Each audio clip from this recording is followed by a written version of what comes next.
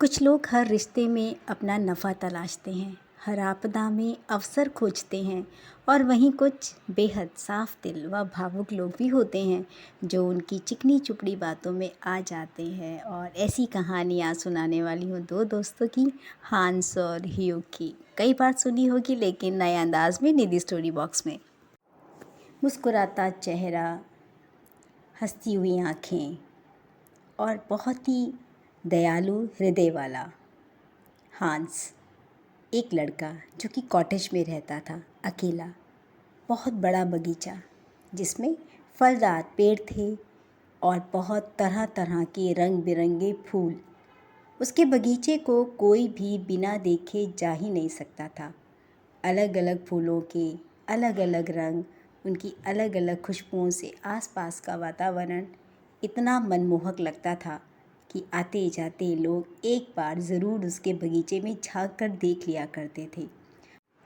यूँ तो गांव के सब लोग उसके दोस्त थे, लेकिन एक ऐसा दोस्त जो कि उसके दिल के बहुत करीब था। उसे लगता था कि वो उसका सच्चा दोस्त है और उस दोस्त का नाम था ह्यूग।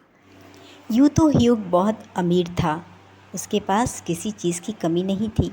उसकी चक्की में 100 बोरे आटे के यूं ही पड़े रहते थे। उसके पास 6 दूध देने वाली गायें थी और भेड़ों का बहुत बड़ा बाड़ा था। और वह हमेशा हंस को सिर्फ़ और सिर्फ अच्छी अच्छी बातें सुनाकर उसका दिल जीता करता था और बदले में किसी भी तरह की कोई भी मदद नहीं देता था। वह हांस की हर चीज़ पर अपना अधिकार समझता था। जब उसका मन आता, जो फूल पसंद आता, उसका गुलदस्ता बना कर ले जाता। जो फल उसे अच्छा लगता, उस फलों की टोकरी भर के वह हांस के बगीचे से ले जाता था और बदले में उसे कुछ भी नहीं देता था। इस बात की चिंता आसपास के लोगों को होती थी। वो हांस के लिए बहुत ही चिंतित रहते थे कि हांस कितना भोला और मासूम बच्चा है और मिलर किस तरीके से उसका गलत इस्तेमाल कर रहा है।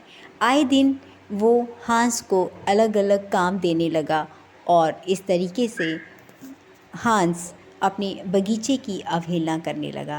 वो ना चाहते हुए भी मिलर को ना नहीं कह पा रहा था और दूसरी तरफ मन ही मन कुढ़ रहा था कि अपने बगीचे की देखभाल वो नहीं कर पा रहा था। उसकी मनोस्थिति बहुत ही ख़राब हो रही थी, वो बहुत परेशान था। पर ये बात किसको कहे, क्योंकि उसका सिर्फ़ और सिर्फ एक ही दोस्त था और वो था मिलर, जिसकी बातों से वो बहुत ही प्रभावित था। उसके दिल और दिमाग में उसकी बातें छाई रहती थी, जिसकी वजह से वो उसे कभी ना नहीं कह पाता था और ना ही अपने बगीचों से वो दूर रह पा रहा था। सर्दियों के दिन हांस के बहुत ही बुरे गुजरते थे। वो बाज़ार नहीं जा पाता था, बहुत ही भारी बर्फ़बारी होती थी। उसके पास खाने के लिए सूखी नाशपाती और सूखे मेवे हुआ करते थे। उसके दिन बहुत बुरे गुजरते थे, पर मिलर एक बार भी उसका हाल चाल पूछने नहीं आता था।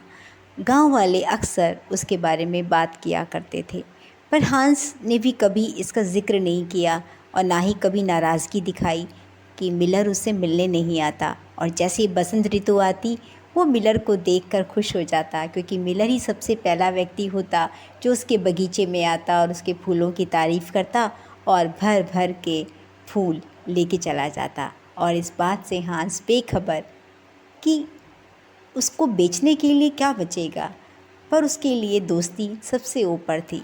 एक दिन आधी रात को मिलर हांस के पास आता है और घबराया हुआ कहता है कि उसका बेटा सीढ़ियों से नीचे गिर गया है, उसे बहुत चोट आई है, क्या तुम डॉक्टर को बुला पाओगे? हांस कहता है हाँ हाँ क्यों नहीं, अभी जाता हूँ बुलाने के लिए। और वो बदले में कहता है कि मिलर तुम मुझे लालटेन दे दो, बाहर बहुत अंधेरा है, मैं कहीं खाई में गिर गया तो। और मिलर कहता है उसे अपने काम के लिए भेज रहा था और लालटेन देते वक्त उसको मना करता है और कहता है कि यह मैं तुम्हें नहीं दे पाऊँगा, समझा करो हांस, यह बहुत महंगी है, अगर कहीं गिर गई तो इसका नुकसान, टूट गई तो इसका नुकसान की भरपाई मैं नहीं कर पाऊँगा।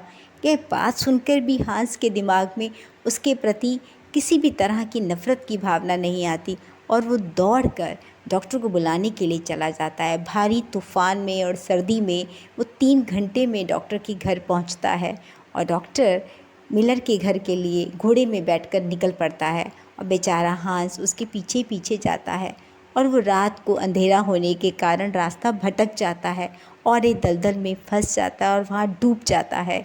और सुबह चरवाहों को जब उसका शव मिलता है वो उसे झोपड़ी में ले आते हैं। गांव वालों को पता लगता है, वो बहुत दुखी होते हैं। उसका मुस्कुराता चेहरा उनकी आंखों के आगे आता है और मिलर को जब ये बात पता लगती है उसे ज़रा सा भी अफसोस नहीं होता। वो कहता है उसके लिए बहुत हानि थी। वो कहता है वो उसका सबसे अच्छा दोस्त था। उसके जाने के बाद सारा सामान तो उसको ही मिलना चाहिए क्योंकि वो उसका बहुत अच्छा दिन में मिलर कुछ शब्द कहता है, अधिक दयावान बनने से हर इंसान दुख ही पाता है। और दयावान कौन था यह बात पूरा गांव जानता था। सब मिलर को एक शक भरी नज़रों से देख रहे थे, हे भरी दृष्टि से देख रहे थे। पर मिलर इस बात से बेखबर अपने घर चला गया और गांव वाले हांस की इस मृत्यु पे हृदय से दुखी थे, बहुत दुखी थे। सच तो है, ज़्यादा दयावान बनने से इंसान दुख ही पाता है। आपका क्या ख़याल है? कमेंट्स कीजिएगा, लाइक कीजिएगा और इसे भी ज़रूरी अपना ख्याल रखना ना भूलें।